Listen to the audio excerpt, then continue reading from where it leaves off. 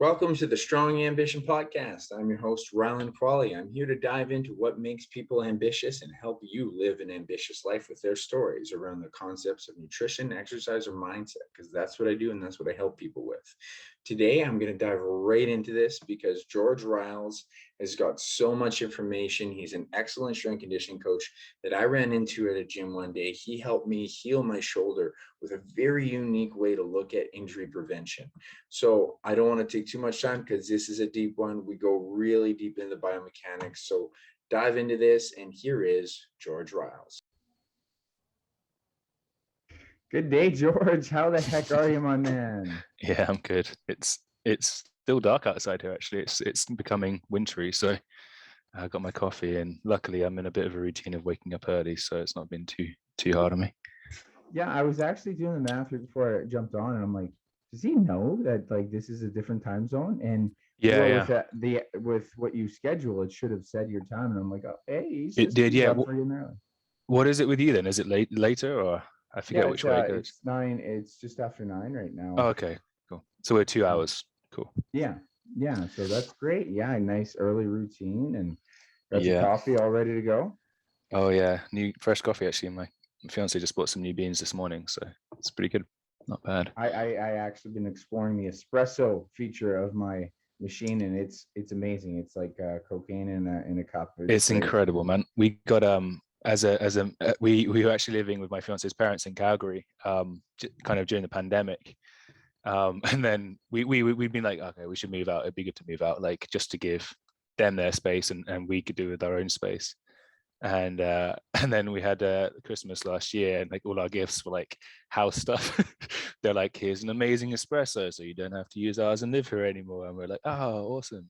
I got like an amazing set of knives because I like to cook. And but yeah, God, the machine is amazing. Like it's completely idiot proof. Like it will like froth your milk to the temperature that you select, and it's insane. And it makes some really good coffee, which is good because otherwise you just spend so much on like little coffee shops, especially in Winnipeg, actually, because some of my favorite coffee places ever were in Winnipeg. You guys have some crazy good coffee, little boutiques and stuff.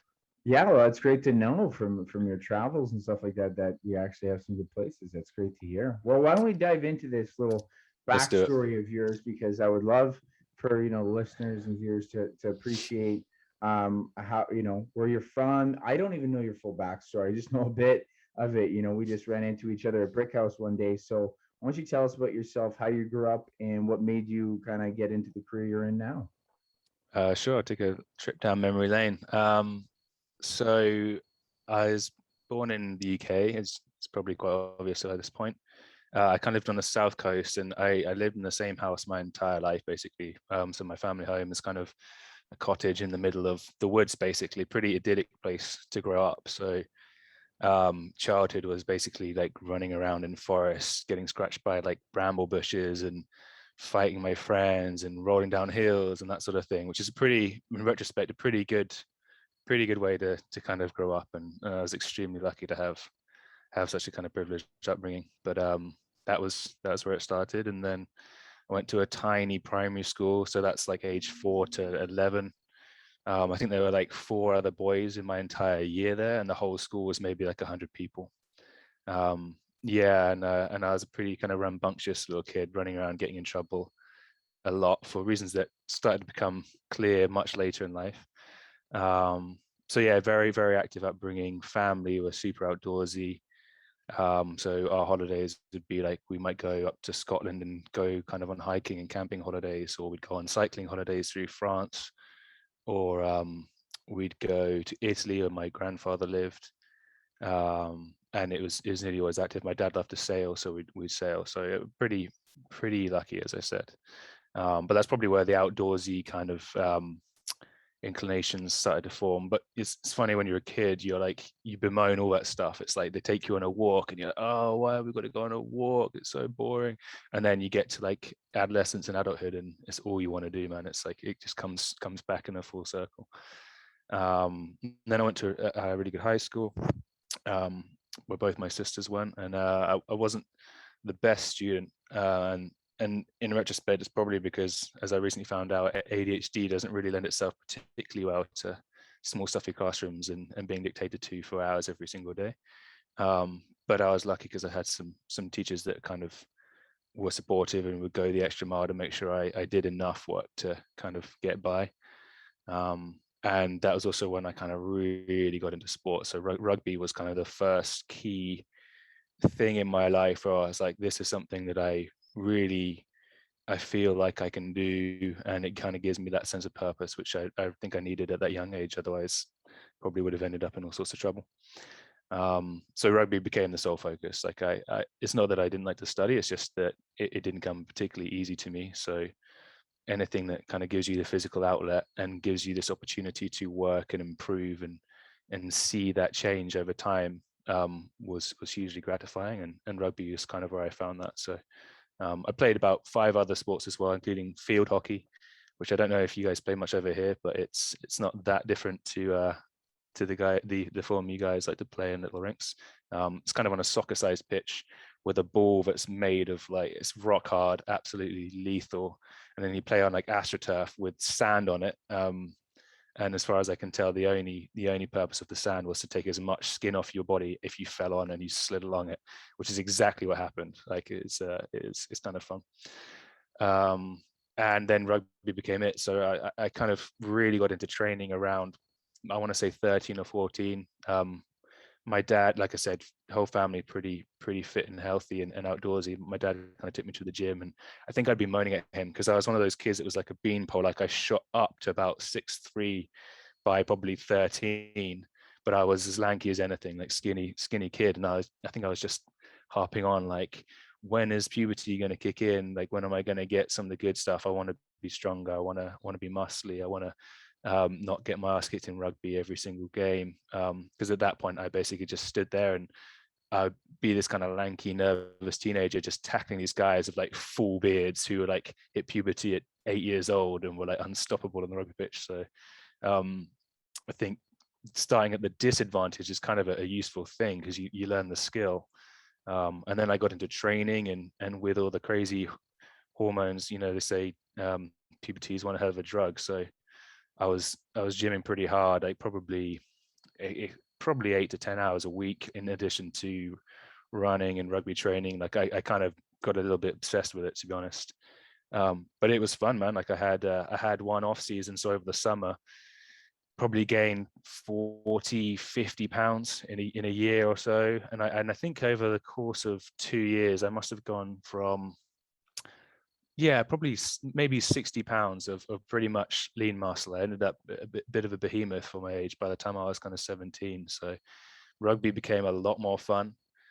And that was really, I think, where kind of physical training kind of really rooted itself. I was like, this is cool, because I could just see, like, I'd come back stronger, I'd come back faster every year, and people would be like, what the fuck did you do over the summer? Like, you like different person. And then like I physically was pretty dominant and in kind of my age group rugby. And that was fun. That was where I kind of really got into it. I also had kind of an influence from childhood. I watched the original Superman movies with Christopher Reeves. He's a bit of a personal hero as well. And so, like, for the youngest age, I was like, every birthday I'd be getting like a Superman suit for my birthday, and I'd just run around the garden like jumping off walls and stuff. So I'd be very surprised if that didn't have something to do with this idea of, I want to be strong, I want to be kind of powerful. And rugby is where I found that outlet. So that rugby was pretty much it for me from I guess 14 to 19, 20. I played kind of regional rugby. I played a pretty good level. I played some good men's rugby when I was kind of 16 onwards. And that was a fun challenge, kind of as an adolescent kid, like playing against these fully grown men. It's physically is a huge step up, but it's something I kind of relished at the time. It's like I needed that challenge, I needed that outlet, and I was pretty damn competitive. And it was very fulfilling for a time. But then injuries just became a kind of constant struggle. So I had everything. I had chronic ankle sprains, hamstring sprains. I had back pain for about 4 years that was completely debilitating. I broke my jaw in 3 places. I broke my foot. So I just started to kind of get more of that kind of fragile feeling. I was like, man, as hard as I try, sometimes the harder I try, the more I end up getting hurt. And that kind of eventually led to kind of giving up on the rugby dream. And I also got to the point where training almost became more important to me. I was like, oh man, I really want to train a certain way, but I can't train like this and play rugby 3 times a week and train 2 times a week on top of that. Like, it's just too much, you know? So I slowly went through this shift in mindset of, okay, well, maybe rugby isn't going to be the career option that I'd hoped, and had a couple of years of really not knowing what I wanted to do. And then I think it was as simple as someone said, like, what about like training people for a living? And I was like, that kind of makes sense. I like training. I like the gym. I know what it can do. I know what doing it wrong can do as well, because I was starting to experience that maybe the way I'd done things or the intensity at which I'd approached those things wasn't the healthiest. And I think we talked about this, and we'll probably get into it later, but that's often the way it is with performance. Like, if you chase performance and you don't achieve a semblance of balance in the way that you do that, then often it can come at a detriment to your health. And at a certain point, then it becomes the main issue. If you're hurt, you can't play, and if you can't play, you can't play. You can't get selected. You know, that you've got to be available. That's the number one physical quality that you need to have as an athlete. So I started to really appreciate that there are barriers to doing what you want physically. And when you have those barriers and you can't help yourself out of that situation, it sucks, you know? So that was when I started looking at options. I was like, okay, well, I've seen physios and they've not been particularly helpful. I've seen surgeons. I've had NSAIDs to try and get me through games, and none of these things are offering me the long-term solution that I want. So I'm going to try and figure it out for myself. And through that process, I discovered that I like to learn. I like to pursue things. It just has to be things that are important to me, and that I can see taking me where I want to go with my life. And training offered that outlet, and I got into personal training. I kind of got introduced to some really good sources of information that helped me a bit, and those actually kind of turned into mentorships and really kind of pivotal moments down the line as well. And yeah, so that kind of brings me up to my early 20s, and eventually it was my back at the time that had been the biggest issue, and I couldn't find anyone in the UK that seemed to know what they were talking about. Like, they had reputations as being useful, but their approaches didn't make sense. They didn't even seem to have a coherent model, and I didn't know much, but I knew enough to know that didn't really seem like the best approach that might help me out. So then I was like, well, if I can't find it here, like, who do I think's doing this best? Who do I think knows what I need to learn to help me? And that was actually when I went across the pond for the first time. I went to Indiana, Midwest America, and I went to see Bill Hartman, who's an amazing kind of physical therapist. I think he's an S&C guy as well, but he's primarily works as a physical therapist, and his partner Mike Robertson is superb strength and conditioning coach, and that was the kind of transformative moment in what would then become kind of my career and my ambitions. And those guys were huge for me, which kind of brings us on to some of the later questions. So that's the long-winded history for you there. I'm sure I've missed some important stuff out, but that's probably enough. Well, yeah, no, that is a great story. I think it's always great to hear where people came from, the background, right from childhood all the way into their career. What were the things in your youth, as you'd already alluded to, is like just being active, just being in that environment, and then as you grow up, all these challenges that you have to deal with. So I do want to kind of just pull a little bit more from being in that youthfulness. As you had said, that you recently have understood that you have ADHD.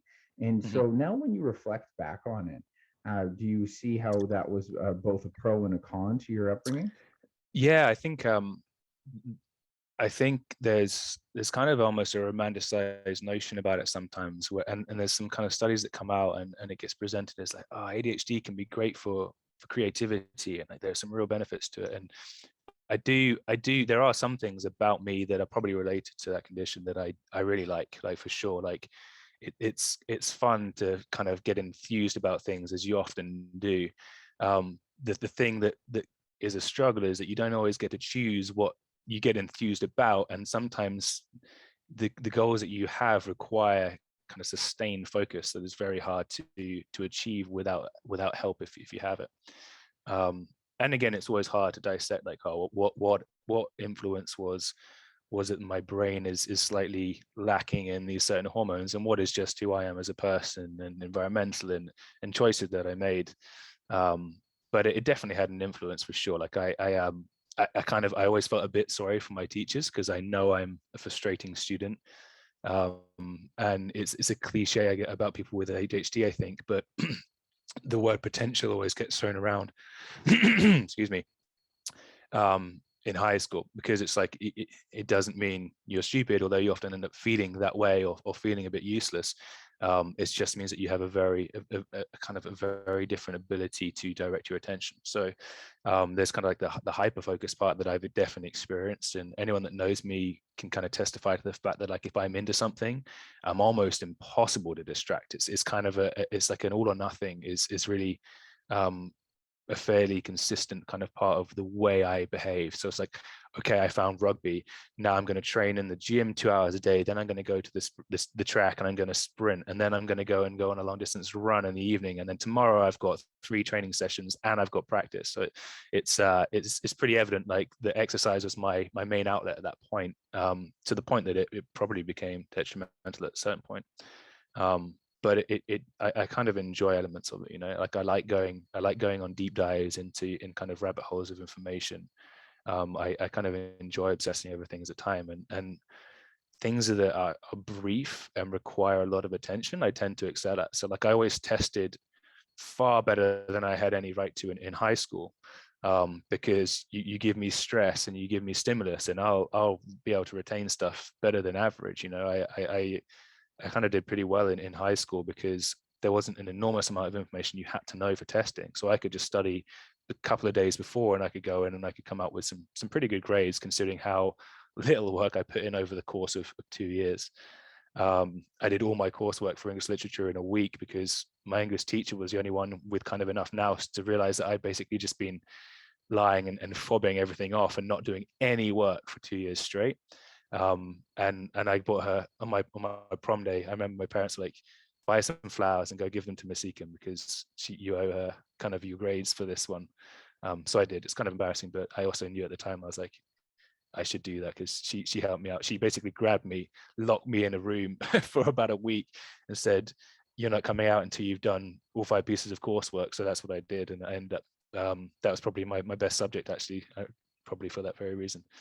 But yeah, no, I mean, it was definitely an influence. Like, it definitely, I was like I said, as a rambunctious child, and that's another word that probably gets thrown around, or mischievous could be another one. And it wasn't that I had any ill intent. I think I was a pretty good-hearted kid. It's just that I had that kind of need for novelty. I needed to be doing something. I couldn't sit still, and that tends to get you in trouble in kind of conventional kind of educational settings. So like I'd be talking in class, or I'd get carried away with something, and I wouldn't realize that everyone else has stopped talking and I'm just still going. And there's a few times in sport where I think I probably kind of estranged myself from certain coaches in kind of major opportunities. So there's one guy I remember, he just had it in for me because he was a coach at kind of a regional thing. So you play some games, you get selected, and you get added to a team. And it's like it's a big opportunity because you play well, and you kind of career opportunities come knocking. And I just remember he kind of brought the whole group together and everyone was talking, and I was just talking to a guy that I just started really getting on with. And then I realized everyone else had stopped talking. I was still going on, and this guy was just staring daggers at me. And even though I performed really well in all of the training, he just didn't select me. And like, to the point where players are coming up and be like, why aren't you starting? And I was like, I don't know. I think I pissed this guy off. I ended up having a last laugh because I came on kind of 20 minutes from the end and kind of saved the game for us, which was quite satisfying.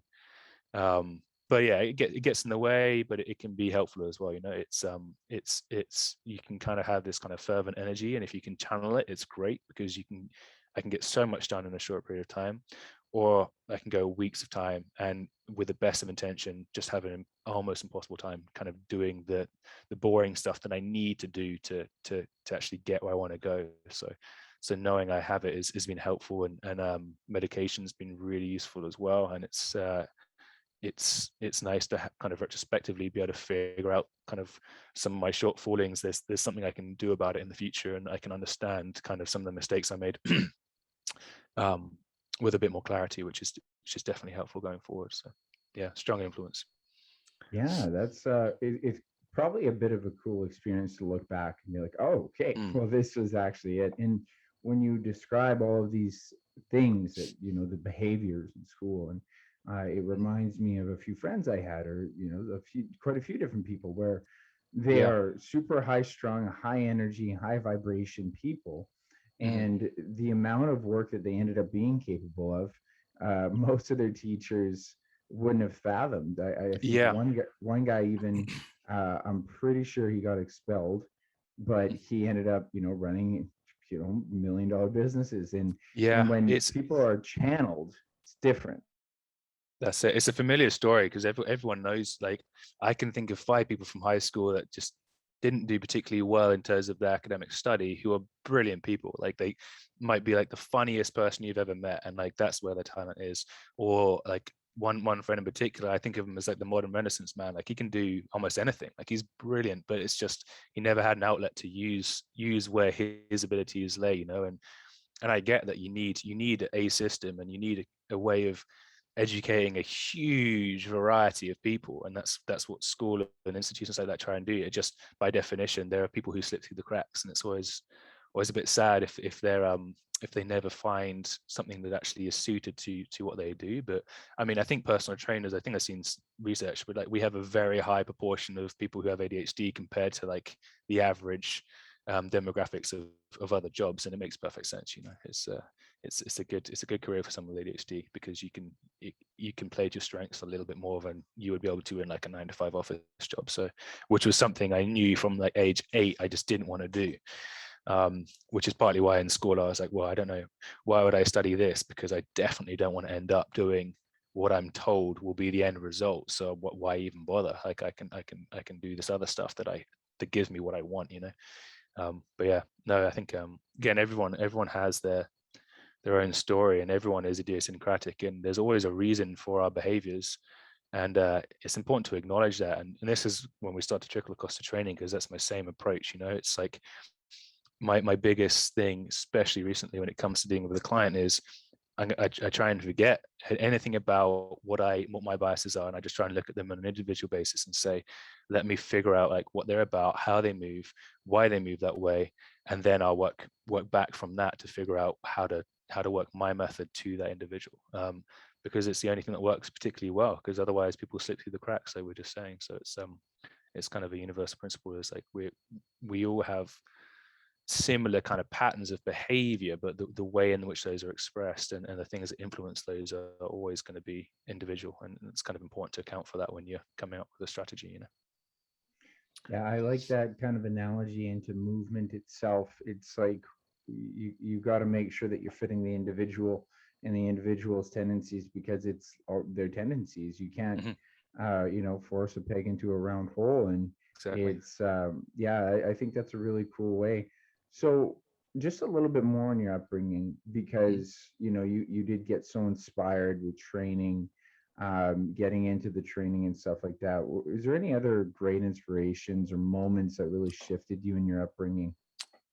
Yeah, it's hard to pinpoint any particular moment. Like, there were definitely times when in rugby, like I would have a performance, and it would feel good like that, and that was kind of something that I didn't experience much throughout adolescence, is like the feeling that I was like, okay, I'm doing something that I'm good at doing, and I'm getting better at it. That was a big thing, and that was more of just a kind of a sequence of events. So it's like, okay, I'm getting more and more addicted to playing this sport because it offers that. But I think in terms of inspiration, like a lot of it is almost more insidious. So there are things I look back on, and now as an adult, like I reflect on, and I'm like, okay, well, some of my biggest influences, obviously my family. So I've got a great family. My mom, my dad, my sister, my grandfather are all kind of doctors, so there's a strong medical history in my family, and that's definitely an influence, because I do love to help people, and I like to be able to empower people with their health. So that's a strong influence. My mum is the toughest person I've ever met. So that's huge, kind of resilience. When I think of resilience, I think of her. My sisters are both brilliant and both very different. One of them is the most insanely meticulous, studious person I ever met. Like, I've always been just kind of touched jealous of her because she was phenomenal at work. Like, I can't even comprehend how you do it. But like, she was in med school, and like she'd be on what they'd call a break, and she'd be like doing some study, and I'd go into the room and there would be just like sheafs of paper of notes with like the most minuscule handwriting and the most complexity I've ever seen on a page.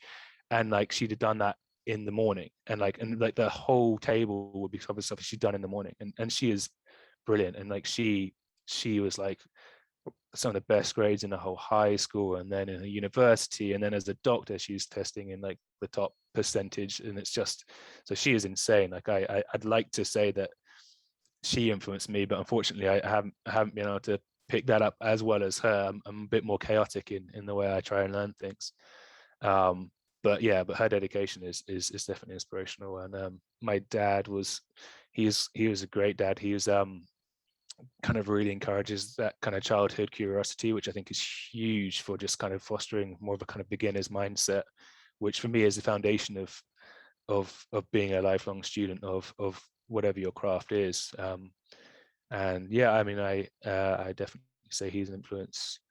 And then professionally, like, it'd be Bill Hartman and then Mike Robertson. Like, that was definitely, like, if I could put my finger on one kind of moment or period of time that was completely kind of a paradigm shift, it would be the first time I went to see those guys, and then the kind of road that took me down. Because I mean, that changed the course of my life. Like, I met my fiance in the same week, which is kind of felt like serendipity at the time. And then I probably wouldn't be living in North America if I hadn't gone to see those guys, you know. So it's the interesting thing is it's a good lesson as well, because I never would have been there if I hadn't had years of a pretty major kind of chronic pain and issues. And it's one of those things that retrospectively, it's like, wow, it's tempting to look back on things that have happened in your life and regret decisions that you've made. But I just can't really bring myself to do that, because I'm like, well, if I do that, then who's to say that any of the good stuff that happened to me would have happened either? You know, like, if I hadn't had back pain for years, I might have never found a job and kind of a niche that actually is now the thing that gives me like the biggest kind of purpose in life, and kind of is most meaningful in terms of work for me. So it's like, yeah, thank God I overtrained as a teenager and had injuries and knee injuries and back injuries, because who knows if I've been very lucky with the people I've met in my life. And so really everyone I know is an inspiration on some level. And they say you're kind of a sum of all the people you spend your time with. So if that's true, then I'm pretty lucky in that regard. So that's kind of my thoughts on inspiration, is that I can't really put my finger on many events, but I think it's just, you know, you surround yourself with people that you care about and that you respect, and the values that you admire in them. Hopefully they rub off on you. And I think that's a pretty good approach, and it seems to be working. I'm relatively happy with myself as a human being. There's still a lot more I want to get done, but I think, yeah, just people are my inspiration. I really like people, and I know some really good people. So it's again, and I think it's mostly down to luck, but I definitely want to not take that for granted. So yeah, that'd be my long-winded answer, as my answers tend to be. No, I appreciate the in depth. Actually, I think you stated that quite perfectly. You really explained how your family was such a positive influence on you, and how that just when you get to live around siblings, and I know what that's like too, where you're like, I really do just have to show up because of how good they can show it in the same environment, and Yeah, then your yeah. parents, and then and I do love your whole concept there. Is it's this, we have a knee-jerk reaction of regret, but your regret is your lesson. Your lesson is your Mm-hmm. defining character. So it is an important, like, you're I don't believe anyone can live without regret, but No, you translate that into a mistake that leads to your character, and then you become grateful. And I think absolutely. I always I try to attribute, it's not that everything happens for a reason, but you make a reason things happen. So it's a bit of a Mm-hmm. different flip. It's like it's my I like that. choice to make that regret a mistake and a lesson, but other people will live in regret because they won't understand what's behind it, right? So Mm-hmm. with that, so your biggest hurdle, and let's kind of dive into some of these lessons, because this big hurdle that you had to overcome would have been, I'm getting injured, I'm chronically getting injured. Now, Mm-hmm. rugby is a rough sport. I Mm-hmm. don't know Yeah, how you guys do that, it but sure is. in general, what were some of the big like moments that you had with these with the coaches? You said Bill Hartman. Yeah, yeah. Bill, I mean, both. The thing I like about both Bill and Mike is they're partners in the business, as I understand it anyway, and they're very different, but like very complementary as well. Like it kind of seems like a match made in heaven, to be completely honest. And I think they got introduced by a guy called Alan Cosgrove, who's quite a big kind of guy, like business guru in the fitness industry, kind of especially earlier in the 21st century. But yeah, so Bill is like, people often would kind of describe him as a robot or inhuman, because his ability to consume and consolidate information is, as like from my experience, almost beyond parallel. Like I haven't really met anyone in the industry, at least, who is who comes close to his ability to just learn, basically. Like he's in his 50s, I think, and he still works harder to understand and learn more than anyone else I know. And he's one of those guys that's kind of, he has a huge wealth of knowledge and a very kind of varied, um, kind of broad spectrum that allows him to kind of see these analogies and learn from one field and apply it to his model. And it's pretty spectacular. But he's a brilliant mentor, but he doesn't like to make it easy for you. And it's kind of what we're just talking about. He ascribes to this philosophy, which I think is really, really astute, which is, if you really want to learn something and excel at it and understand it, then you're going to have to embrace the struggle. Like, and in fact, go one step beyond that and deliberately make it a struggle for yourself. Don't make it easy. Don't look for answers. Look for the questions that you should be asking, and then struggle with those questions for your entire life. And along the way, you're going to pick up a lot of information. You're going to get a lot better at your job. And he does the same thing himself. Like he often jokes that like he has a callus on his forehead from banging his head against the wall trying to figure things out. But when you meet him, it seems often like he knows everything. So he's a brilliant mind, and his model, which I taught you kind of during this call, is I think it's profoundly effective, and it's more or less unparalleled in my opinion anyway. And then you got Mike, who's an extremely smart guy, but he's kind of the epitome of the saying, like, if you can't explain something, you don't understand it very well. So Mike is brilliant, because like Bill will get you kind of running circles in your head and frustrated and feeling like you don't know anything, and then you go to Mike and Mike's like, yeah, I just do this, and you're like, oh yeah, that's really simple solution to the problem that I'm having. So Mike is brilliant at taking things that are complex and hard and making them digestible and easy. And he has loads of products, which I should probably plug, because I've pretty much got them all over the years. But he's brilliant. He's just excellent at application. He's gets phenomenal results with athletes, the highest possible level of sport. But he does it his programs look pretty simple on paper. His coaching is brilliant as well, and his soft skills, I think, are second to none. He's very, very good coach, but they both have completely different approaches, and like I said, they're complementary, and I try and learn from both of them equally, because there are times when I kind of verge on with the obsessive, and then kind of sometimes like, okay, but how am I going to apply this? Like, how am I going to do this with a client who doesn't know any of this stuff and doesn't want to or need to know any of this stuff? And how am I going to make it relatable and actionable for them? And that's often when I come back to Mike and think about, like, oh, what would Mike do? So those two are definitely my biggest influences in the industry by far. Not to mention, over the years, like, I went to see them with back pain that I'd had for 4 years, and after about a week it was almost completely resolved. And really, of all the things that I've had issues with since then, my back is not one of them. So that's also a pretty good testament to their ability as well. So yeah, those guys are definitely worth checking out for anyone interested in training. Yeah, so that's a really cool experience, and it's funny how sometimes you end up with coaches, and it's just one coach you see their skill, and I think Mm, every trainer, every coach is going to be, every physical therapist can be different on what they're greater at, and it could absolutely. be an area, it could be like part of it, the knowledge base, or like you said, soft skills is a skill that it's Mm, like how can you apply knowledge is a huge skill. So I'm curious about how they kind of resolved your issue and what issue it was, and mhm. don't hesitate to plug the things that Mike had. I'll be fascinated to know these unique products. Sure thing.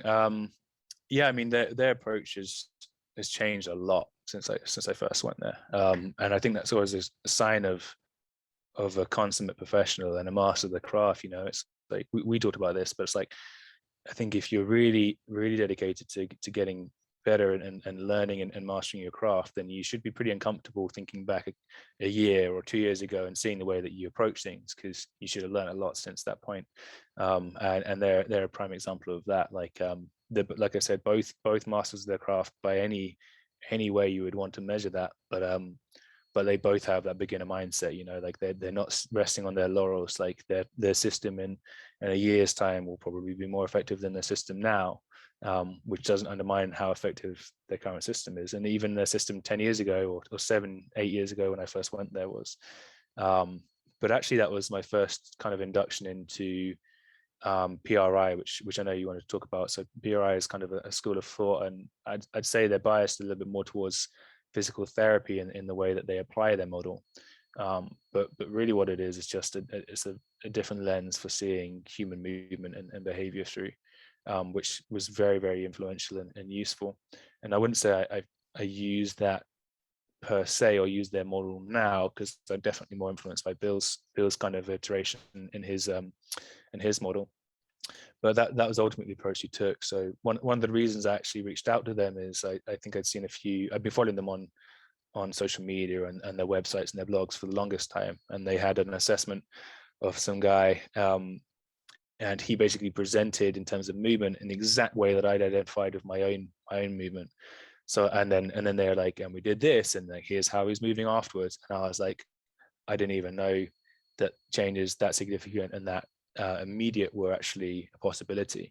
So I was like, man, I've got to go out there, and I kind of saw that, and that kind of like lit the spark. And then I think I had another couple of months of trying to figure it out and trying to find someone in the UK that could help me. And eventually, I just got so pissed off. I was like, okay, I'll go see these guys, because they basically, like, if there's anything that's going to make you kind of have confidence in someone's ability, it's seeing someone that looks just like you with the same problems as you, go to someone and then have those problems resolved. So that's pretty compelling sales, I guess, right there, or marketing.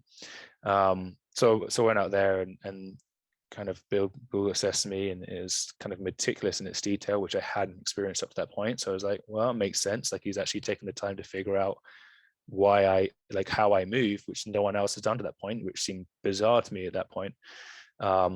And then, yeah, using kind of a blend of PRI and kind of weight room stuff, and yeah, just got me on the road to moving in a way that was which had a better outcome. And for me, that outcome was less pain, less fear of activities that had been scary to me because they'd been painful for so long. And also, like, it was like I always forget if it's the blue pill or the red pill in the Matrix, the one where you go down the rabbit hole. I think it's a red pill. Red Um, pill. yeah, so it's a red pill moment. So I was like, okay, I'm not gonna be satisfied with, like, okay, they did this thing and it worked. I'm like, now I need to know why. Like, I need to know. I have to find out why that works. And that's always been my approach. And I think it comes back to that curiosity that I've had since a kid. And that's one thing I think I have in abundance, is like, I'm not satisfied with things that work, because I need to know why. I need to know why, because then I want to be able to recreate them, and I want to be able to recreate the effect in different circumstances. And you can't do that if you don't understand the elements that make something work. And I think kids always start out with that. Like, all kids are asking, like, why this and how does that work, and like, what's the sun, or like, why is there night and day? And it's like, I think that stuff is huge, and trying to retain that into adulthood is a challenge sometimes. But that's one of the things, like, from a kind of more of an approach and philosophical standpoint, that I definitely admired about Bill and Mike as well. And so yeah, I went down this kind of PRI rabbit hole for a good couple of years, and it gave me some really cool kind of information. It definitely shaped the way I train people. I think initially I went way too far down that rabbit hole in how I would apply the stuff. So it's kind of that kind of situation where you have a hammer, everything looks like a nail, you know. Like I think that's especially early on in your career when you're younger, especially when you get enthused by new things as much as I do. I probably did too much of that stuff with a lot of my clients who maybe didn't need it. But it did get me kind of gravitating towards my niche, which is people that like being active, want to push themselves and see what they're capable of, but are breaking down, or they're having injuries, or they're finding that like they can't train the same way they trained when they were a teenager or a young adult because it's starting to take a toll on them. But also appreciating that, like, well, there's a better way. Like, there's no reason you can't overcome those hurdles and actually perform better and be better than you've ever been before, but actually be more resilient, be healthier to go with it. And there is a point where if you chase performance, you have to sacrifice your health. And you just look at professional sports these days and you'll see an example of that, whether it's kind of CTE and brain injuries in contact sports, or just wear and tear from kind of these combative type collisions. But you decide, what do I want, and what's an appropriate level of risk, and your clients can decide that for themselves. And it's not your place to necessarily impose your beliefs on them, as long as you're transparent about the risks involved. And so over the years, I think I've been better at saying, okay, like, there are things that I like in my model. The question, but like I said earlier, like, it still comes down to, like, what are my clients' goals, and then how do I kind of progress them towards those goals. It's still important to maintain your integrity. So I'm not gonna do something to someone if I think it's going to have kind of a really serious effect on their health. But if it's something that's like, okay, you might be feeling a bit more beaten up by the time you're 70, but you might get to make that, like, you might be able to acquire $1 million contract in the sport where you love. It's like, I'm not going to get in the way of that. If I think it's ethical to help push them in that direction, then I will. So yeah, PRI was huge. And we can kind of go into a little bit of a biomechanics chat if you want at this stage. But that was kind of one of the main influences on their model when I met them. So I'd have to attribute my early success and kind of getting out of a lot of those chronic issues to the influence that PRI had on their model. And then kind of the path I took in terms of knowledge after that was definitely strongly PRI influence. So it was a big deal. Yeah, I love that, how you introduced me to it. And it's kind of a funny story. I was just doing a little bit of rehab stuff. My labrum on my right shoulder was so beat up. I couldn't do a single push or pull. I used to be at least be able to pull. I couldn't even pull. And you just asked me about what I had been doing. And then I was like, oh, yeah, I was just doing some stuff that I'd heard before. You showed me. And I just remember just some of the simple drills, even the simple lat hang breathing. I still do to this day. And I can feel the rib cage shift. I can feel the balances and how it actually helps. It helps my hips. It helps everything. And to really like look at the body and those mechanics shifted me a lot. And like you say, it's such a fascinating rabbit hole. And people who have done or really looked into PRI, it's way deeper than surface level. And you kind of ask someone about it and they hadn't heard about it. It's like, you actually, like, unless you're really in the physical therapy space, you kind of don't want to go down that rabbit hole because it's so in depth. Like, so if I understand it fundamentally from what you would explain, is that the PRI really tries to look at the model of a human coming from the spine, head, and rib cage. And then we look at the asymmetries that exist around breathing patterns and imbalances that actually occur around breathing patterns, and how you can start to narrow the gap from the asymmetries that you have, which allow you to have more mobility and flexibility and just function despite having asymmetries in the body. Is that kind of summarizing it? Yeah, no, that's definitely, I think, better than the explanation I would have given you at this initial meeting. That was actually that's pretty good, pretty concise. But and again, I wouldn't say I'm like a student of their approach as much now, just because I like what Bill's done, but I mean, it's talking about the same organism, so the similarities are huge. There's just a few things that he's done in terms of his model that have become, for me, made him more applicable, and we can get into that. But I think credit where it's due. Like, yeah, like you said, PRI, it starts with a more comprehensive understanding of what we're looking at when we talk about movement, and what influences those things. So you've got kind of these internal influences, or these internal forces that we have to deal with, and that comes back to, yeah, there's an inherent asymmetry in the human body. Like we have asymmetrical muscular attachments, we have asymmetrical lungs, we have asymmetrical organs, and that all influences how we move. And like, it seems, it's kind of bizarre, because initially you're like, oh my God, that's amazing. And then in retrospect, you're like, how could it not? It's like you've got kind of the major forces that we deal with externally, and gravity is probably the most obvious and the most constant one. Like, we have to be able to manage gravity. And when you can't stand by yourself, and when you can't fall over and get up, that's pretty much when you're done as a human being. Like, that's what the research shows, is like, if you can't stand up by yourself, or if you have a major fall after a certain age, your risk of mortality just goes through the roof. So we've got to be able to manage these external forces like gravity, but we also have these internal influences. So if we're made of mostly squishy stuff, which we're like, what, 60-70% water, and that's not distributed symmetrically, like, that's going to change the way that our center of gravity moves. It's going to change the way that we manage gravity.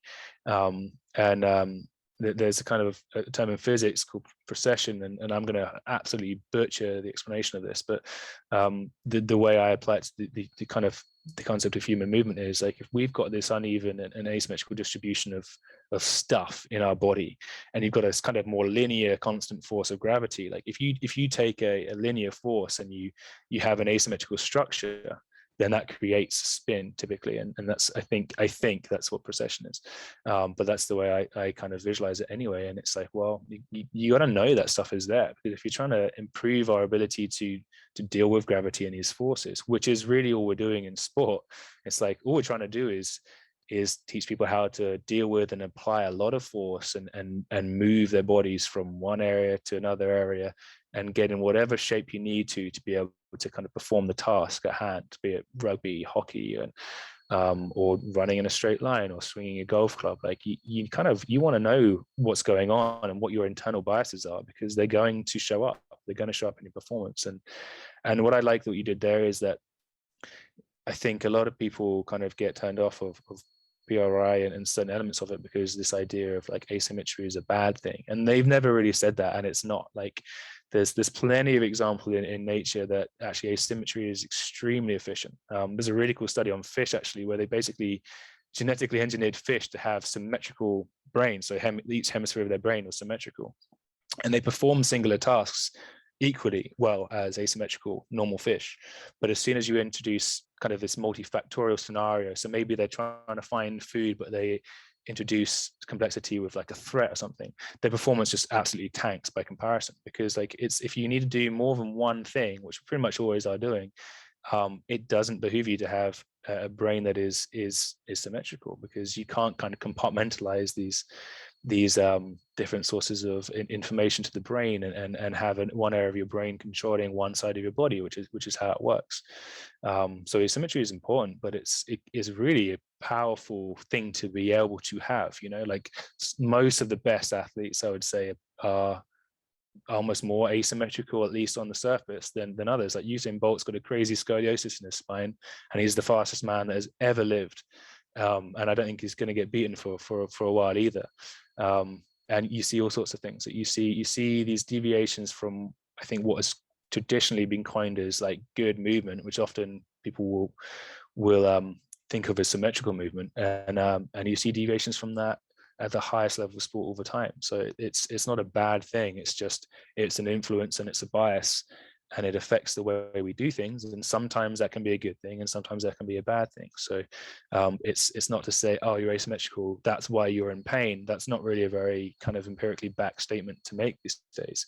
But it's just another factor, you know. As we talked about the other day, like I just started seeing movement as just another behavior. You know, it's an output of our system. We've got our environment, we've got our perceptions, and that kind of mediates the information coming in, and then what we do with that, that's our behavior, whether it's the way that we think or the way that we move or the way that we interact with other people. You got to start thinking, or for me, a big paradigm shift has been thinking, okay, think in terms of behavior. How can I influence this behavior? Why is that behavior being demonstrated? And in movement, it often comes down to, they did that because that's what they needed to do to resist gravity, to produce force in the direction they wanted, to produce the magnitude of force that they need to produce to be able to perform. And being able to account for that in your model is kind of a big deal, because if you want to improve things, and what we're trying to do as coaches is just influence those behaviors, it kind of makes sense that you need to understand as much about what influences those behaviors and why they have their current behaviors in the first place. And PRI was definitely a model that gives you a better lens to see that through than anything I had encountered at the time. And yeah, it's pretty cool. And one of the things I loved about what you said there is use the word shift. You talk about shifting, and shifting is I hadn't really thought about it, but when you said it, I was like, shifting is a good word to use, because it works. You know, it's if you think about what shifting is, that kind of fits into the model that I use now. It fits into the PRI model, but what we can talk about a bit is Bill's model and how we produce movement and how we produce rotation and how we move.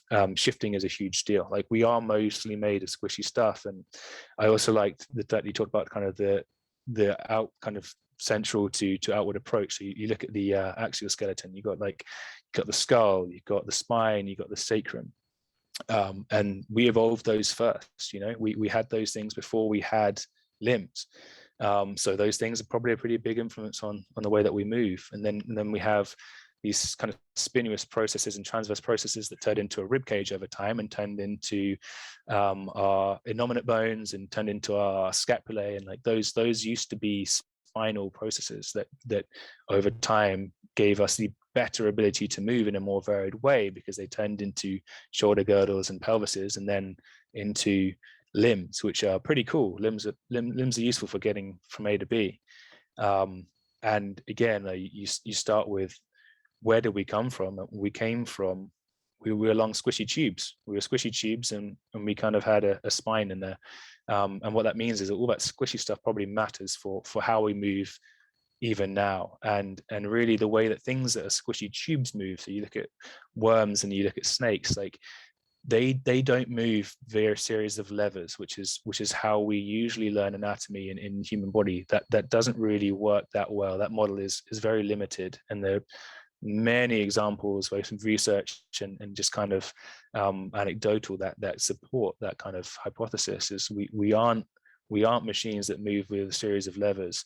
We are mostly made of fluids, and that is a huge deal. So you talk about the influence of breathing, and the reason breathing is cool is because you take a big breath of air in and you take a big breath of air out, and the volume of your lungs expands enormously, and that shifts your guts all over the place, and that changes your center of gravity, and changing your center of gravity will affect what muscles need to be contracting to keep you upright, and what muscles contract to keep you upright will affect the range of motion that you have at your extremities. So that stuff is a big deal, and shifting is a brilliant way of describing it, because it's really how we shift our squishy stuff that has the biggest influence on how we are able to move. And again, like, there's a strong argument that one of the primary kind of reasons that we ended up with like pretty complex nervous systems and brains is to enable greater diversity and complexity of movement, because that helps you survive. It helps you find more food sources. It helps you interact in your environment, and the more options that you have, the more adaptable you can become.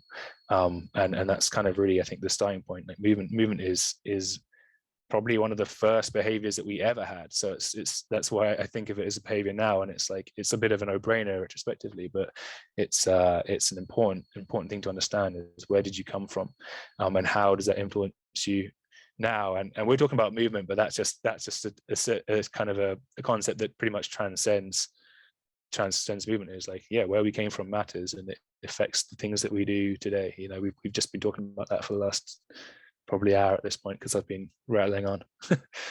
But No, yeah. I like that you hit on a lot of good points there that I loved about PRI, and especially the rib cage or the breathing and recognizing the rib cage. And I like how you say the squishy stuff Hmm. matters, or how you protect the squishy stuff. But for sure, when you had said you start as like basically that's where the whole body really works off of, and I appreciated what would happen in my body when you had taught me some of these movements with a good breathing pattern.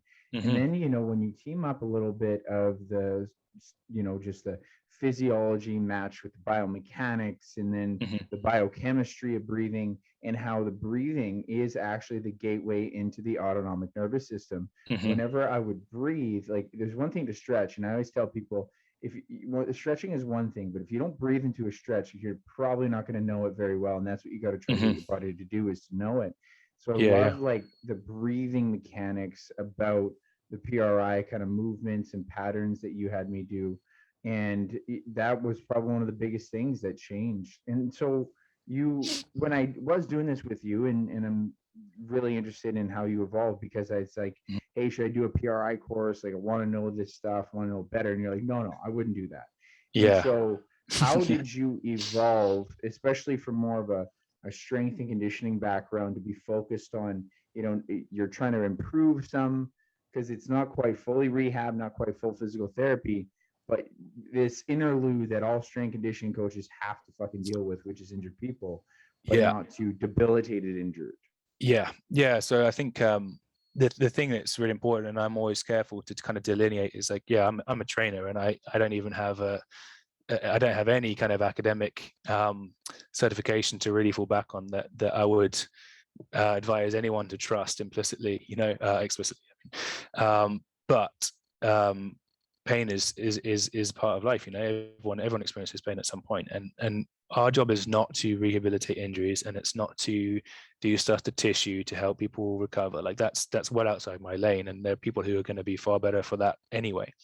But if someone is in pain, it doesn't mean you can't train them. Like if they want to train and they're hurting, as long as you're very, very careful, and you kind of stay within your lane, you can help them train. And if it happens to improve chronic pain situations, then that's a bonus. But I'm very careful. I don't sell myself as I will fix your pain. It's always, I will give you more adaptability. I can make you more resilient to injury. I can teach you to move in a different way that might decrease the stress on certain areas of your body, and that might help. But I'm never going to say, hey, I can rehabilitate you, I can overcome this injury, and I can get you out of pain. So that's just an important thing that I think often gets misconstrued about our role. Actually, is it's like, oh, someone's in pain, refer them out. And I'm like, well, yes and no. Like there are situations where that's appropriate, and it doesn't mean that should be your knee-jerk reaction. Because often if you send someone with non-specific low back pain to a physio, like there's not much they'll do. There's not much evidence-based practice there, and often actually it can be almost detrimental, because they learn these outdated models of pain where they think that like doing stuff and moving could be increasing their risk. In most situations, that's not true, and it can be counterproductive. But yeah, to answer your question, like PR was great, and it's very useful, and I wouldn't necessarily discourage people from learning from them. But one of the frustrations I had with it, I was like, okay, it helps, but like I didn't really know how to take the principles and apply it to training and to the work that I actually do with people, which is like, I want to make them fitter, stronger, healthier, more adaptable. I'm interested in that kind of performance side of things, because that's just what my role is as a professional. And there are situations where I just found like there are limitations to that model that frustrated me. So I found a lot of the testing in PRI was inconsistent from one practitioner to another, including with some of their best minds. Some of the people that teach the courses.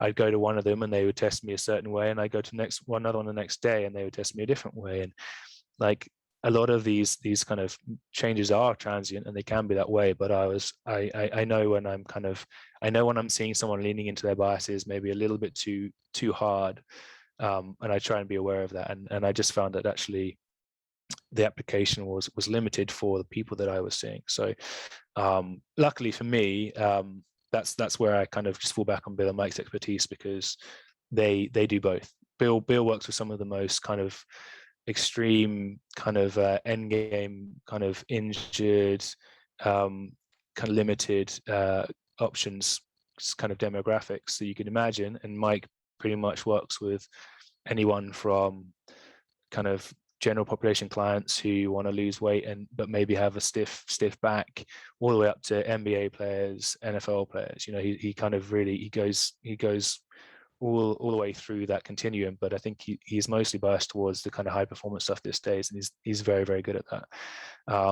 So yeah, my fallback is like, okay, well, now I'm getting to the point, like, I know this information is useful, but it's not really influencing how I do things as much as I would like. Like, it's not working as well as I want. Like, I love information, but I am pragmatic as well. Like, I'm like, I if I learn something, I want it to do something for me, you know. And that's kind of what I was talking about in school as well. Is like, if I don't think something's going to help me, I'm not going to be that interested in learning about it. And that's just probably sometimes to my own ill effect, but it's also, it does help me learn the stuff that matters to get what I want done.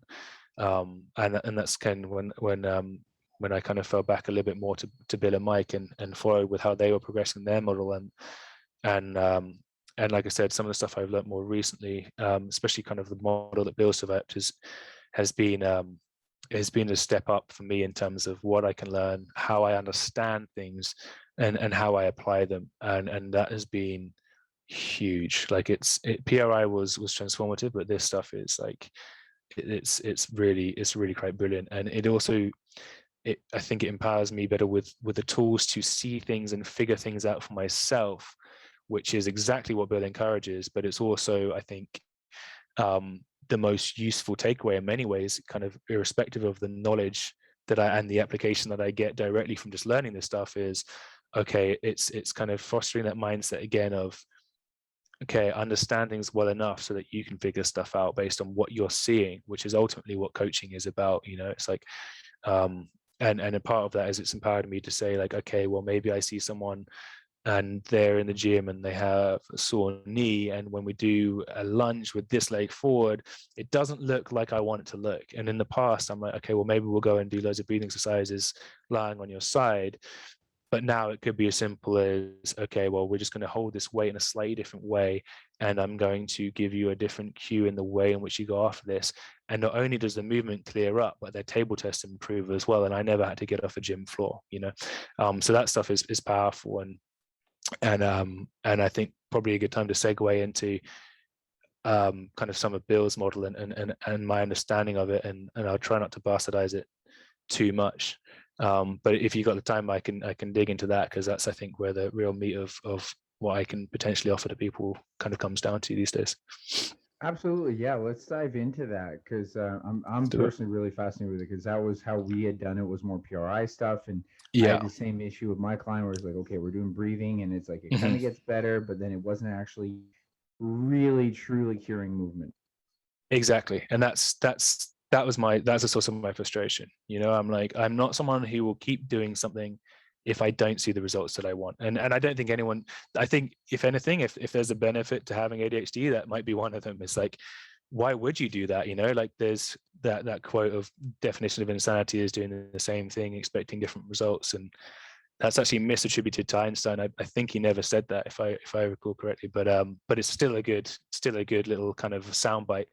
And yeah, like I ADHD people often will self-identify or be identified as maybe lazy because we won't do the boring work. You know, it's very challenging to stick with that stuff. But I'm happy to embrace struggle and frustration if it's for a reason. You know, if it matters to me, and if I see the outcome is going to be beneficial. And that's ultimately why I change things that I do. Is if it's not working, I'm not gonna. I strongly believe that, like, if a client invests in me, that's a big deal. You know, like, I don't want to waste a minute of their time if they're paying me a reasonably large amount of money and putting their time and investing that in me as a professional. That's worthy of my best possible effort, and that means I need to be learning outside of their training session. It means that I need to have a good reason to do everything that we do in session as well. And if they're not getting the results, then I'm not happy, and it's a waste of their time. You know, it's a waste of their time and a waste of their money, and I don't think that's okay. So that was the frustration I had as well. Like, I could get small changes in the warm up, but then we go and train exercises and it doesn't improve over the long term. So I'm like, well, it's cool that they have 5 degrees more shoulder internal rotation after doing this breathing drill, but like that isn't their goal. Their goal is not, oh yeah, I went to my trainer and we worked really hard and I came out with 5 more degrees of shoulder internal rotation. They don't even know what that means, you know.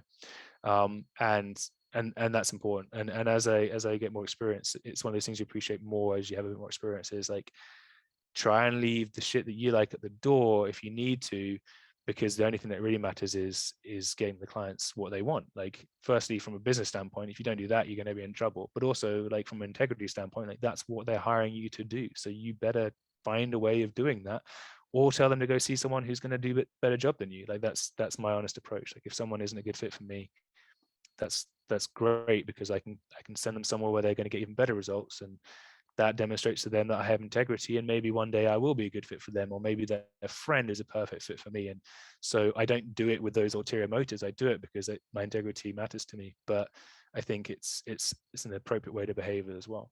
But yeah, let's get into Bill's model, and it's new. It's relatively new to me, and again, I'm probably going to butcher some of this. So much better to go to the source of information itself, and I'll give you some kind of places you can go and you can learn from Bill directly, which I highly recommend.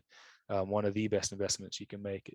It's cost effective and a huge kind of potential benefit from learning from the guy directly. But I'll do my best to sum it up. So we kind of talked about the importance of kind of our structure and the way that plays with the forces that we deal with.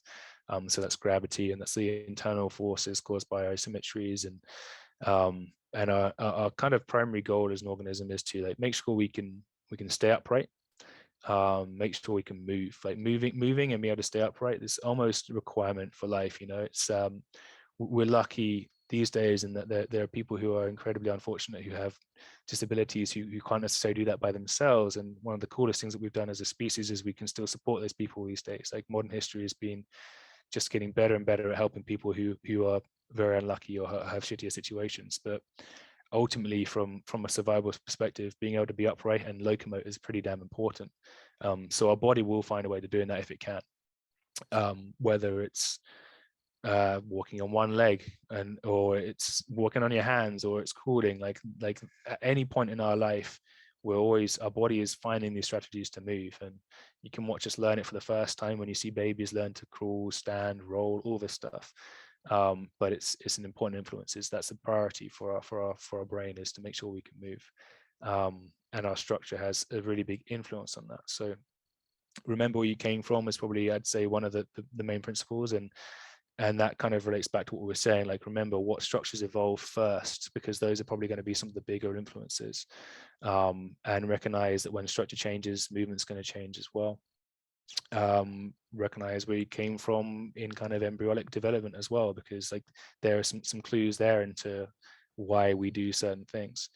But really, I think the main kind of lens that I am trying to get better at seeing movement and performance through is this idea that Bill talks about called, like, see things in 4D. So it's again, like, you hear that and it's like, wait, 4D, like 3D surely? And it's like, well, no, because the fourth dimension is time, right? Like, we talk about physics and yeah, time has an important kind of influence on the other dimensions as well. But yeah, see things in 3D. So we tend to learn in 4D, sorry. We tend to learn anatomy and movement in these kind of 3 planes, and PRI is big on triplane of motion. So that's your flexions and extensions, your abductions and adductions, and your internal rotations and external rotations. And Bill argues, and I'm definitely coming around to his point of view, that model is useful for learning, because you have to simplify things into a model to learn a lot of information. But it gets to a point where it actually can limit your ability to understand why people move in a certain way. So the idea of 3D is like, okay, well, what's the difference between these planes and 3D? And really they are the same thing, but 3D, you're thinking about the shape of something. So you got a 2D and it's a circle. And that tells you a lot. Like, it tells you, like, you know how far it is around the outside of a circle. You know the radius. So it helps. But But you turn that into a sphere and it becomes real. You know, you can see that in space. You can see it from any angle. It's a sphere is a sphere. And being able to understand that is very, very useful, because again, we've already discussed how the shape of something will change the outcome of how forces are applied to it. And yeah, seeing things in 4D with a time component being a key piece of the information. That relates back to what we were saying earlier, is like, know where you came from, because there's a sequence in which things happened. And if you want to understand why someone does what they do now, you might want to try and figure out where they started and how they got there, because that will give you a ton of information on how to influence it. Maybe they picked up habits over time that were detrimental to their current goals, but if you can figure out how they developed those habits, you might be able to reverse engineer that process and unlock some motion or some movement that they haven't had access to in a while, and that can be pretty powerful. And with that, he kind of goes with this concept of there's no, like, he'll say this, there's no sagittal plane and there's no frontal plane, it's just a transverse plane. And it sounds controversial, and actually when you think about it in terms of human anatomy, it makes a lot of sense, because like if we talk about flexion and extension, so that the sagittal plane, that doesn't really exist in the human body, because if you think about, like, if I was to say to you, what's the most sagittal joint, what's a very straight bend forward and backwards joint in the human body, what would be your first thought? I think the mind kind of goes to triceps and biceps flexion extension, or even your knee extension and flexion. Perfect. So both great examples. So we'll I'll go with the knee, just because the bones are bigger, and it's a little bit easier, I think, in terms of anatomy. People will know that like a little bit more distinctly. So yeah, knee, like you often, like, they'll talk about like the knee is a hinge joint, right? Like it's a hinge, just go open and close. And I think anatomists like the knee because it looks like a hinge. Like you can make a simple model with elastic bands and pull on it and it goes up straight and it bends. So it does look very, very hingy. But the truth is, like, if you look at the shape of a femur, for example, that's a bone with a huge twist in it. Like you got your trochonders that aim out to the side, and then you've got your distal compartment, which literally twists inwards. So if you see like the virtuous man and that pose, that you'll see, like, it almost looks like a valgus built into the shape of the femur. So that bone has a twist in it, and that's not like a pedantic observation to make, because if you look at the biomechanics of a knee, you've got something called a screw home mechanism. And the screw home is basically this kind of closed back position of the knee where you can just stand with your knees locked out, and it's just a very efficient position. It doesn't require much muscular activity to hold that. But what the screw home is it's in the last kind of, I think, 10 or 15 degrees of knee extension, you actually get femoral internal rotation and tibial external rotation. So that's a screw home. So you kind of get this lock into place like this. And then when you bend the knee, the first thing that happens is they unscrew. So straight away, you've got rotational movement in what is widely considered to be a hinge. And then actually in deep flexion, the reverse happens. You get femoral external rotation and tibial internal rotation to get full knee flexion as well. So even the hingiest joint in the body cannot really be described as a hinge, because it all happens on these kind of rotational axes, and Bill will refer those as kind of these helices, but it's actually very, very useful. So when we talk about things like adduction or abduction or flexion and extension, they can actually be described in terms of just internal rotation or external rotation, based on your perspective. And it's huge, because say you're looking at someone in a split squat and you see a certain deviation from kind of the straight lines that we would like to see in that, you can start to say to you, okay, well, I'm seeing this deviation. Am I seeing someone trying to find a way around lack of external rotation, or am I seeing someone trying to find a way around lack of internal rotation? And that tells you where to go with your approach. And to flesh that concept and to apply it back to this idea of kind of a shape or 3 dimensions plus time, you can really summarize this idea of, okay, there's a transverse plane only, there's no sagittal or frontal plane, because motions don't occur that way. So what does that mean? It means we've got internal rotation and we've got external rotation, and everything else is just a combination of different gradients of those two kind of axes that occur, or helices that occur. But if you kind of go a bit deeper, you think, okay, well, what is external rotation and what is internal rotation? So do you remember like the kind of textbook definition of internal rotation? No, it's textbook one. No, I couldn't. I can visualize it. I could probably roughly describe it, but depending on the joint. So you're meaning like an actual textbook version? Yeah, so I think I looked this up, and I might be bastardizing this, but I think the way it usually is described is movement towards the midline is internal rotation, and movement away from the midline is your external rotation. So if you think about kind of almost in more of a 2D thing, so that you've got internal rotation of your arm. It typically, I think the navel is the point of reference for a human body. So if it's internal rotation, it's movement towards that. So PRI will talk about rib internal rotation, and that's the ribs coming down and in towards the navel. Or again, when you internal rotate, you're typically bringing things closer towards you, is another way of thinking about it. And there are exceptions at the joints, but kind of from a global perspective, that's generally speaking what it means is internal rotation, movement towards the center, and external rotation, movement away from the center.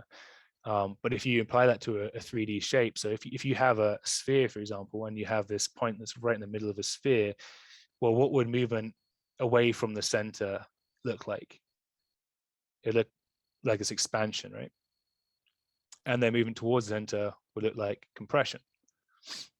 And that's really the lens in which you can start to apply this idea of external rotation and internal rotation through. And it's, again, it sounds like it's just kind of semantics, but it becomes so applicable it's not even funny. So if we think about internal rotation being associated with more compression and external rotation being associated with more expansion, you've got things like an exhale, which is going to be more compressive, and you've got an expansion that's going to be more ER, which is going to be more of an expansion.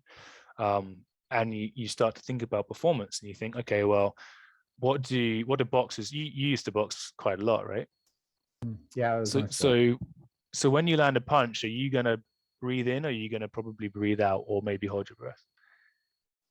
Definitely shouldn't hold your breath. No, it's Yeah. it's an exhale every single time to get that core Yeah. contraction and to moderate your CO2.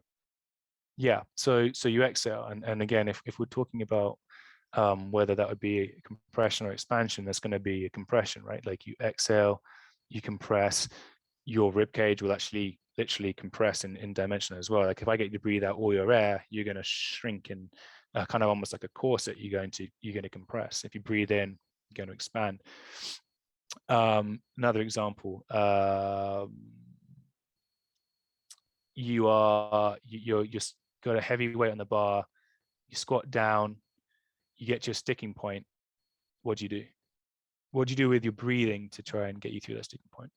Right, you need that diaphragmatic air bubble, right? You need the compressive forces from your rib cage, forcing it out. And it's actually usually what people don't know is it's not a lack of leg strength, it's a lack of core stability if you can't get that far up.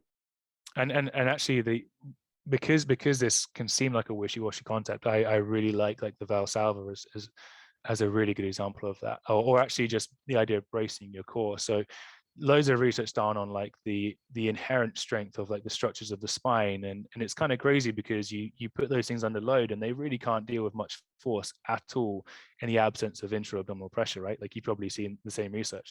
So like, yeah, you don't have pressure in your abdomen, and your spine would crumble under a relatively light load. Like there's no way you're lifting 1,000 pounds in a squat if you can't pressurize your abdomen. And again, so it's like when we're talking about compression, we're usually talking about increasing the rigidity of the system. So Valsalva, like you think of it as a breath hold, but it's not really accurate. Like what Valsalva really is an exhalation against the closed glottis. So you're squeezing as if you're going to exhale, but you're preventing the air from leaving your lungs by keeping your glotti closed. So you're not letting air escape, and that increases those forces. So it's like if you fill up like a water bottle with air, put the lid on, and then you squeeze it, the bottle becomes rock solid. Like it becomes almost completely impossible to deform that bottle. And that's what you're doing with the Valsalva to the spine. You create so much intra-abdominal pressure that it actually provides rigidity, and it allows you to resist an insane amount of gravity, because you've got gravity as it is, you've got gravity affecting on your body mass, and then you've stuck 1,000 pounds in your back, which means you're resisting a whole lot more of that force. And without the ability to compress, you simply cannot do that very well. You cannot produce force. And the cool thing about this idea of internal rotation and compression is it locks things together in one piece. It makes you more rigid. It makes you more able to resist deformation. It makes you better at overcoming forces, and that's why you throw a punch and you exhale when you're landing your punch. But again, to go one step further, if you think about like a lifter squatting a PR and they grind through that sticking point, I usually use Olympic weightlifters in this example because it's a bit more obvious than like the super wide heavyweight squat suit type of squats that you often will see. But like you see someone in the Olympics and they catch an insanely heavy clean and then they're coming up out of the squat. Like, do you typically see their knees are going to deviate towards their midline, or do their knees typically deviate outwards as they go to their sticking point? And I can do a screen share if you want a visual I aid. know what you mean. See, yeah, the forces are actually being, like, you tend to see, you don't want to see, but you tend to see the Mhm. forces coming in. You actually have to Bingo. force your external rotation, because you end up with a valgus stress on Valgus. the knee, right? Yeah, and there's a really, really good reason for that. Because again, really, really, what you're trying to do in a really heavy squat is you're trying to put as much force into the ground as possible whilst maintaining your shape, resisting deformation, right? And again, if we come from this perspective of internal rotation is more of a compressive thing, it locks things together into one piece. That would be hugely advantageous for something like a maximum squat, because you don't want to be too mushy when you're trying to lift a really heavy weight, because if you're too mushy, the weight wins, like you end up as a big pile on the floor. But it's why you see basically a global internal rotation throughout the body. So again, valgus is it's internal rotation in the proximal part of your body. It's your femurs turning inwards. It's things coming close to the midline, and that's your internal rotation. And you basically will see, almost regardless of the sport, the moment of highest force output happens at the moment of maximum internal rotation. And the thing is, that look is exactly right. Like it's not obvious, and it is a paradigm shift. But I can give you an example. Baseball throwers, right?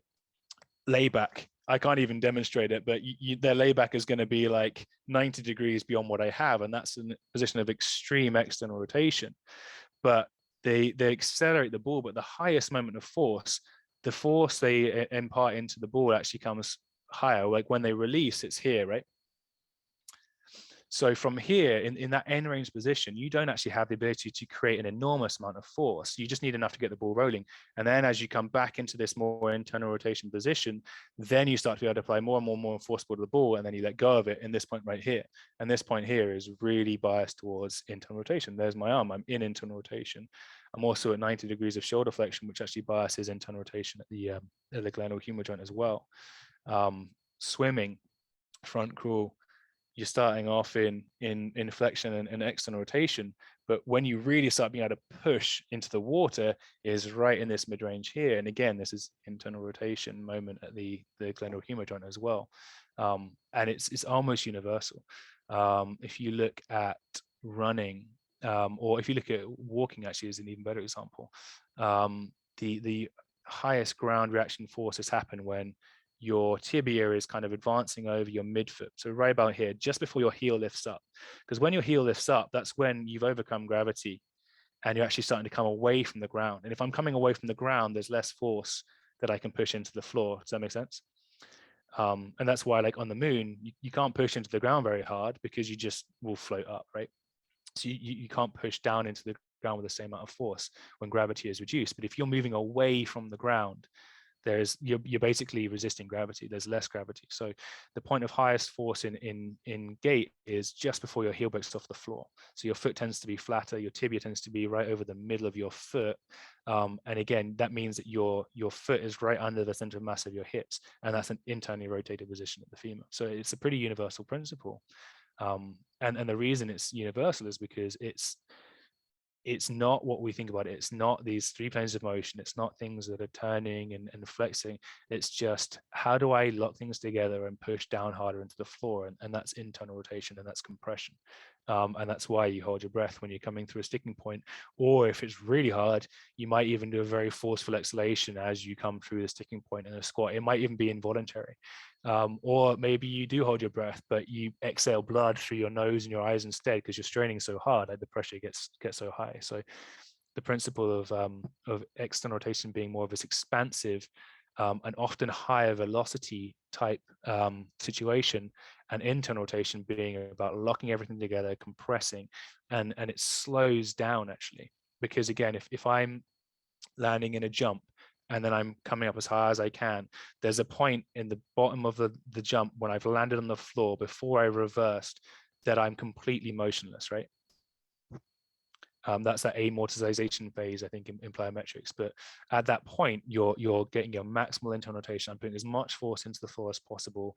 Everything is locked in one place, and time basically slows down. No movement is occurring at all. Like there's a point where everything freezes, and then you start to come away from the floor and you start to expand away from the ground, and that's where your velocity is. So again, I'm not going to be able to explain this whole model in a short period of time, but this idea of compression expansion is huge. And the reason it matters not just in our ability to produce force, but the way in which we move, is that there is another pretty much universal principle in physics, which is that movement tends to happen in the direction of expansion. And that's probably one of the biggest takeaways, honestly. See things in 4D and movement happens in the direction of expansion.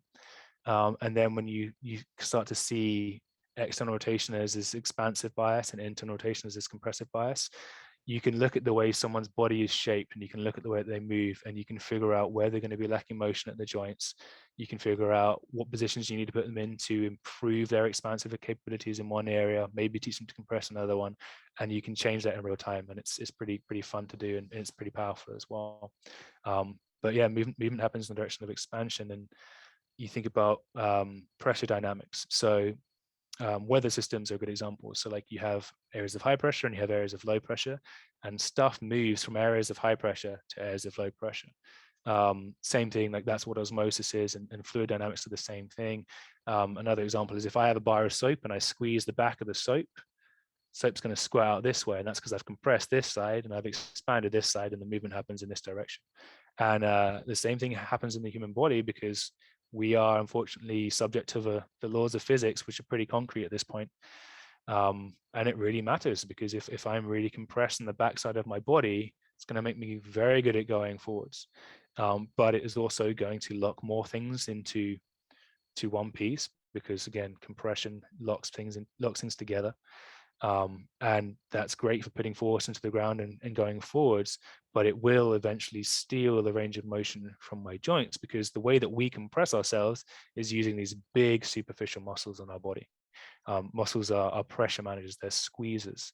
And that's, I think, the main pitfall of this kind of more lever-based system, is it's like, well, okay, yeah, I get it. Like you pull on this and this will move. But what about these big flat muscles that cover an enormous amount of real estate? So example, the pecs, like, yeah, I shorten the pecs and I get horizontal abduction. But what if I have my arms fixed and I squeeze the pecs? They're still going to contract and they're still going to compress. And what that does is it squishes stuff out here and it pushes it in the opposite direction, which would be into my upper back. Or the opposite, if I go into a lot of compression, I mean, you can see it, right? Like I squeeze the backside of my body and the front side expands a little bit more. And that's why it's important, because again, I've done this. This isn't just a trivial change in shape. Like I've literally, more of my mass is forward now. So my center of gravity is going to be different if I'm standing up. And again, like you'll see examples everywhere, because these are just laws of physics. Like you'll see who's best at running in a straight line really fast. Well, sprinters are the best. Have you ever seen a sprinter that doesn't have a crazy anterior pelvic tilt and a ton of back muscle squeezing the backside of their body like nobody's business? I doubt it very much, because they wouldn't be fast if they didn't have that, you know. But also they're pretty prone to injury at the highest level, you know, like they're pretty much always tiptoeing on that tightrope of be as fast as you can without popping a hamstring, rupturing an Achilles, back pain. Like it's part of the course if you have to go in one direction that fast. Like there are consequences to the behaviors that allow you to do that. So it's pretty cool. And again, we are mostly squishy stuff. So our muscles can squeeze things. Everything is squishy inside of our body. So we if we want to be able to change direction, what is a change of direction? Well, it's manipulating your center of mass over your base of support, and it's applying force. But again, if I need to be able to go left then right, really what I need to be able to do is I need to be able to throw my squishy stuff to this direction, and then I need to be able to really quickly throw my squishy stuff in the other direction. Because if I can't do that, I'm going to get stuck in my car. I'm going to get planted. Or if I can't decelerate and this side can't accept that load, then I'm just going to keep going that way. I'm not going to be able to reverse the position of my body by redirecting the squishy stuff. So it becomes pretty much everything in terms of how you move, how you rotate. Like movement happens in the direction of expansion. Our muscles are what will help us squish things and create these expansions or compressions. And we've got to deal with gravity. Those are those big influences basically on the body. And again, that's not the most concise version, but I hopefully hit some of the concepts that I wanted to get across. And really the main goal is just to pique your interest, and then you'll have years of frustration trying to figure out how it works and how to use it, sort of thing. But it's pretty damn powerful. And I can show you some examples on my laptop right now if you want to see some examples too. Well, I like how you had this. All of this really resonates with me because I was going on dives myself into just different understanding biomechanics. And I'm not sure if you're familiar with Jordan Shallow, but he was the first guy who had mentioned the idea of everything being on the transverse plane. I was like, oh cool. shit, yeah. Oh, cool. And so he really explored that, and then I really started to realize, yeah, like everything's always moving, multi-dimensionally, especially if you're talking about three-dimensional people, right? Yeah, and yeah. like you need these deviations for the fundamentals of learning, but the application is always circular. And I really appreciate that expansion compression. One of these other school of thoughts for therapy or kind of prep is RPR, and they're just more of like prepping or dealing with getting the nervous system, and they talk about implosion versus explosion and how our body's imbalanced in those natures. Like we tend to be more implosion, and we got too much tightness in our anterior body. Cool. We're very curled in, and there's like if you get more if you're more explosion, you're going to operate your system better. So I really like this. That's cool. This lens. I'm definitely gonna have to check out his website and figure that stuff out. I'd like to kind of wrap up with a little bit of more on for yourself, and just tell the viewers and listeners more about what is your style, or what's your target demographic? Who's a great client for you, and why do you like working with those people? Gotcha. So yeah, I mean, it's a good question, and it's one of those things that especially when you start kind of running your own business, you really need to understand who you're trying to help, because we can't help everyone, and we're much better positioned to help certain people than others. And I think to maximize my value and what I can offer people, and also get that kind of most meaningful work out of career, it's important to know who those people are, who you're best able to help. And I think it usually comes down to people that are pretty similar to you. I think there's always a personal motivation in why we learn what we learn. So for me, I was being up athlete, and maybe I could have been a professional athlete if I wasn't hurt. Maybe I couldn't have. Maybe I wasn't good enough. And that's beside the point. But it is the fact that my body was a thing preventing me from pursuing these ambitions, and that was in spite of putting an insane amount of work into it. I got to the point where actually it felt like my body was fighting against me, or it was letting me down, and the will was there and the effort was there, but the outcome wasn't what I wanted. And in fact, it was almost the reverse of what I really wanted from my body. And so yeah, I'm no exception. Like the people who I'm best at working with are people that tend to be like me. They tend to be active, they tend to be outdoorsy, or they tend to be recreational or professional athletes who just want to get the most out of their body, but they have barriers to their performance, whether it's just kind of chronic injuries, or maybe they just be stagnant in their training for a really long time, or what used to work isn't working for them anymore. So kind of the thing that I like to do is I like to take people who've been kind of disempowered by some of these barriers that have taken the control away from them, and give them the onus back, kind of put the onus on them. I'm saying, like, I can coach you, I can give you the tools to unlock movement that you need to feel better, to build some resiliency that you need to be able to train consistently over time to achieve what you really want out of your body. And I think it comes down to just doing what you love, like that's really what I want to do. Is if I can take someone who for whatever reason has a barrier to what they want to do with their body, and that joy that you can get from using it to its full capability,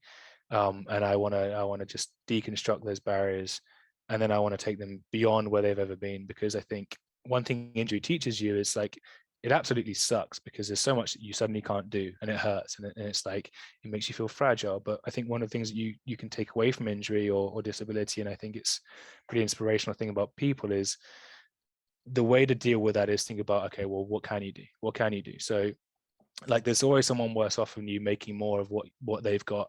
Like, there's always someone like, okay, I had a bad knee, but there are people who have, like, they're double amputees who are more upbeat, more optimistic, doing more with their bodies than I am. It's kind of inspirational that, like, we learn to overcome these hurdles, but we don't always get there alone. It's not something you can always figure out. Like, I tried and I couldn't do it, and eventually I reached out for help, and it was the best thing that I ever did. And I still get coaching, and I still get mentoring, and I'm never going to stop. And it's kind of, I see my role as someone who kind of facilitates these changes, and teach people how to change the way that they approach their training, how they approach their lifestyle, how they recover, and build a better relationship with those things as well, so that over time they themselves can they can reach their potential and do better. And I think the cool thing is that there's usually so much on the table. There's so much on the table in the way that people approach their goals in fitness, that even if maybe you have some constraints that you didn't have before, maybe you've had some surgeries and certain things of your anatomy won't be the same as when you were 20.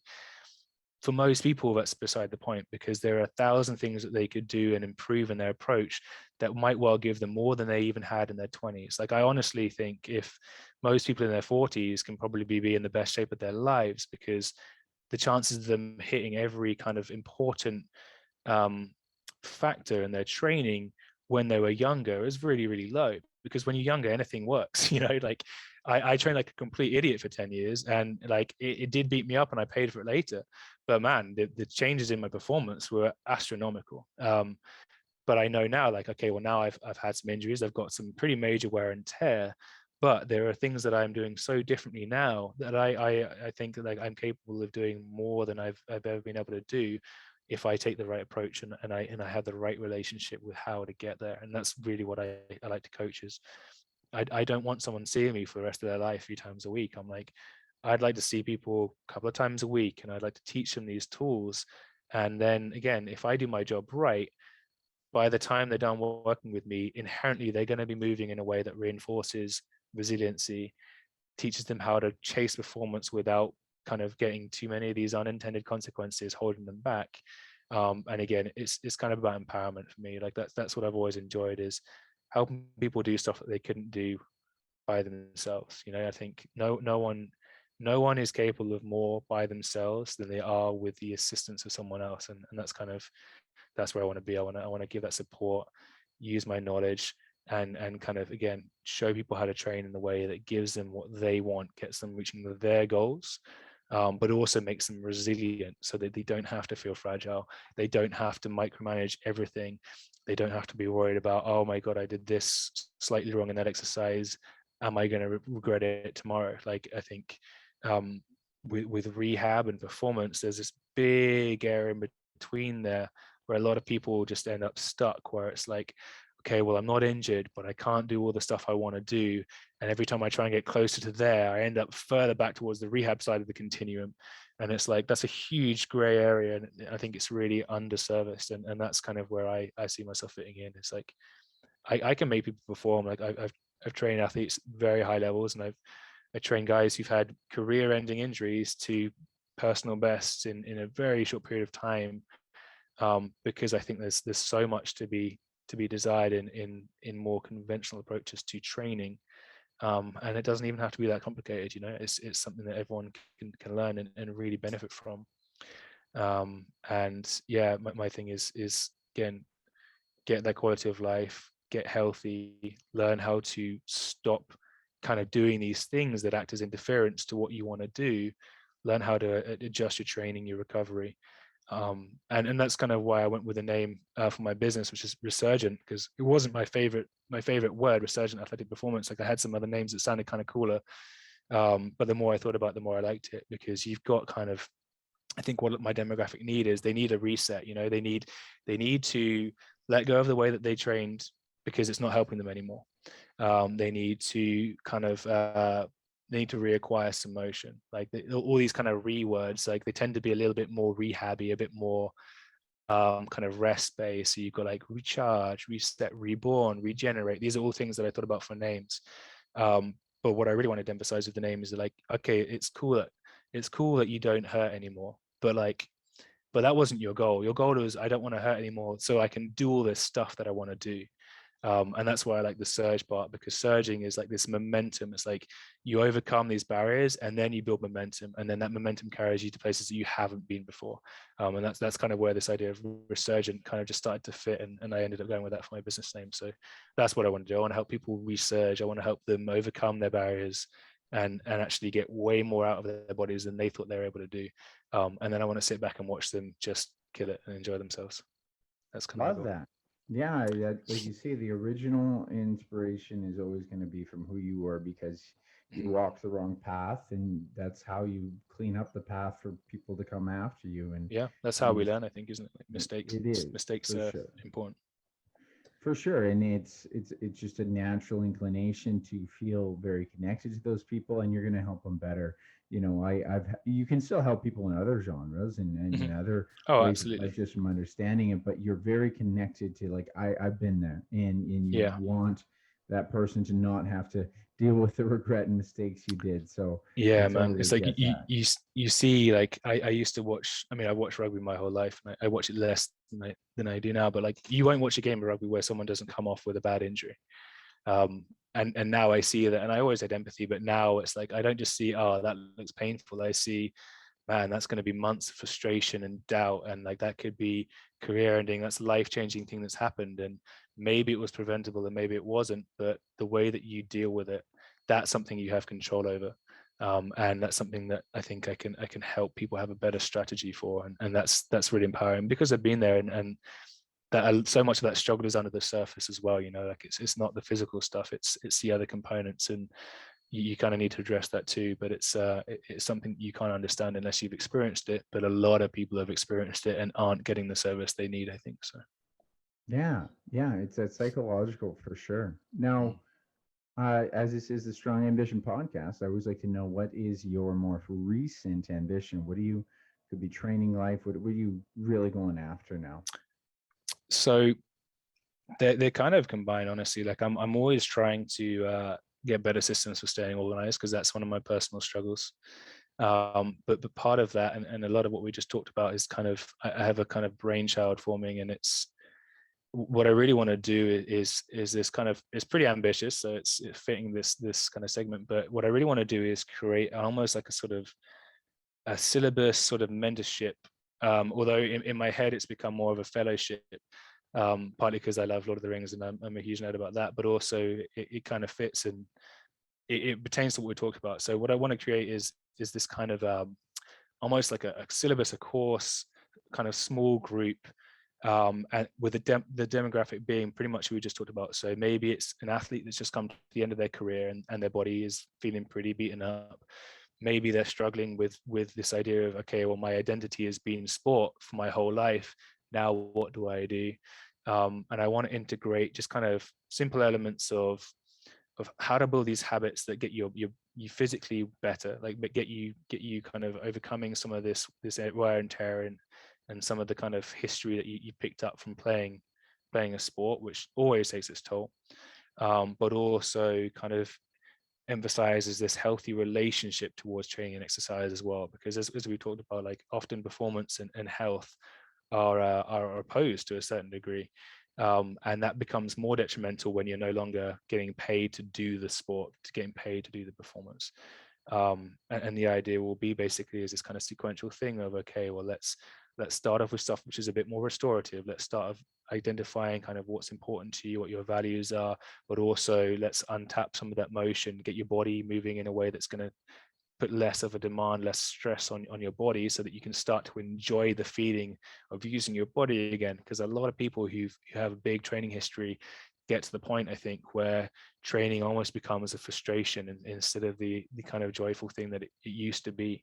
So it's about kind of just taking them back to not to square one, but kind of it's a paradigm shift. I want to kind of teach people, okay, here's how to train in the way that makes you feel and move better to start with, and then we can progress to, okay, now here's how to bring these kind of outcome goals and work towards them without having an unhealthy relationship with your exercise. So kind of elements of psychology in there, and there's some really cool stuff on positive psychology, which is, again, it's not outside my lane. It's just simple stuff that people think about over time, and a few exercises that can help shift your mindset, help you improve your gratitude, which is brilliant for kind of improving that feeling of control and resilience as well, and take people through this process in a group where they also provide support to each other. Because I think kind of mental health is a big talking point these days, and I think as a kind of on a cultural level, slowly the shift is getting there. But I still think people know it exists, but they don't know what to do about it. They don't know how to